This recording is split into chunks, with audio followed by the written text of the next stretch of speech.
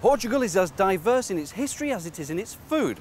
I'm here in the capital of Lisbon in search of both, and I know just where to find it.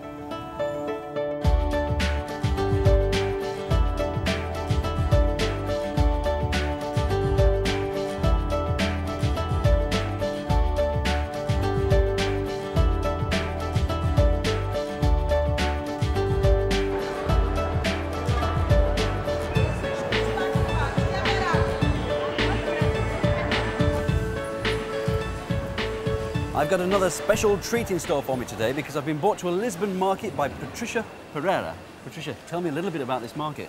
This market was built in 1771, right, after the earthquake. Which was in 1755, yes, correct? Yes, yeah. Correct.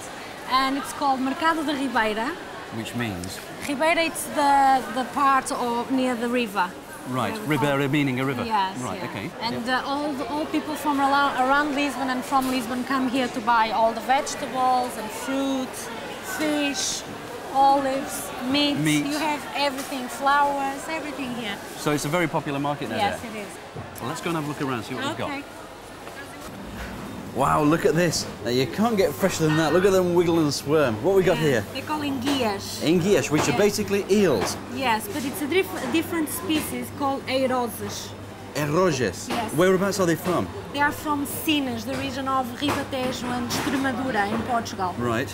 And do they live in fresh or salt water? Salt water. Right. Yeah. There's two different colours here. Yeah. What's the difference? This is from a lagoon. They are wild. Right. Yeah. And they've been caught by what method? By nets or something? Yes, yep. nets, yeah. And these?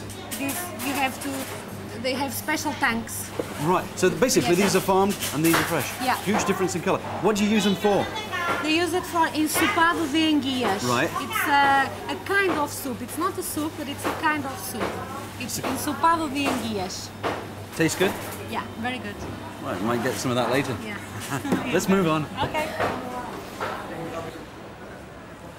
Now this is what it's about, isn't it? We've got some olives here. Are they all Portuguese? They are all Portuguese.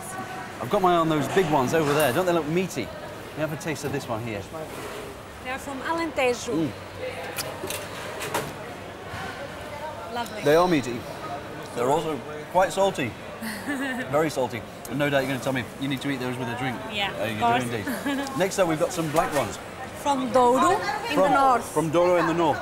Smaller, big meaty ones.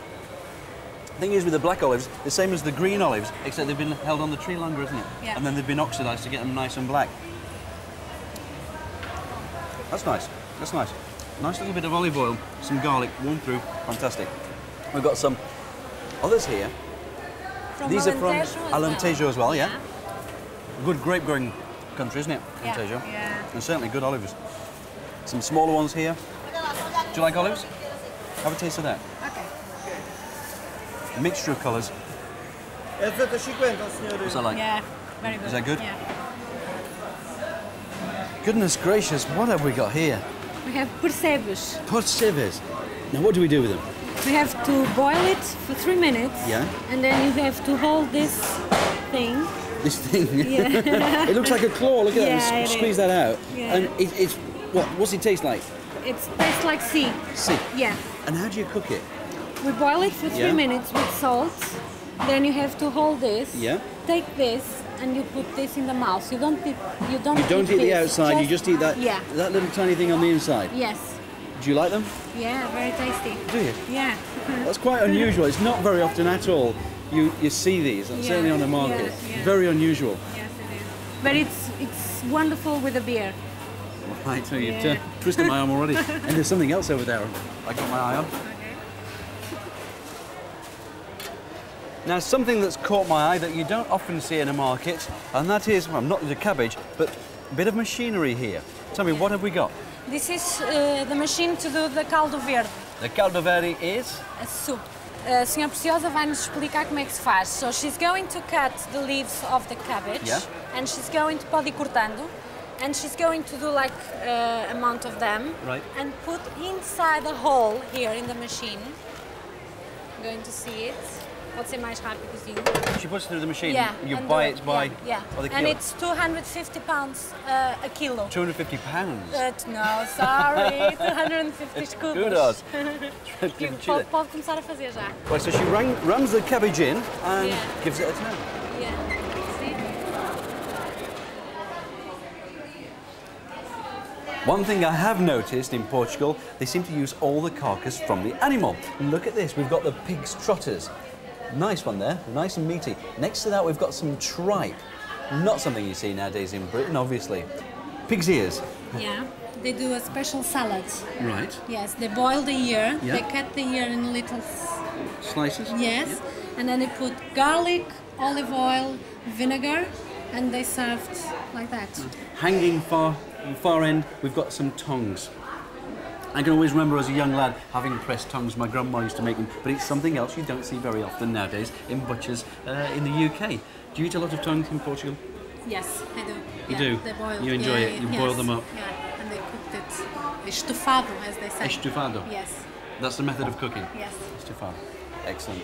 Something else I've noticed is a very old, a very solid piece of wood which the butcher has been working on, I'm sure, for many, many years. Take a look at that.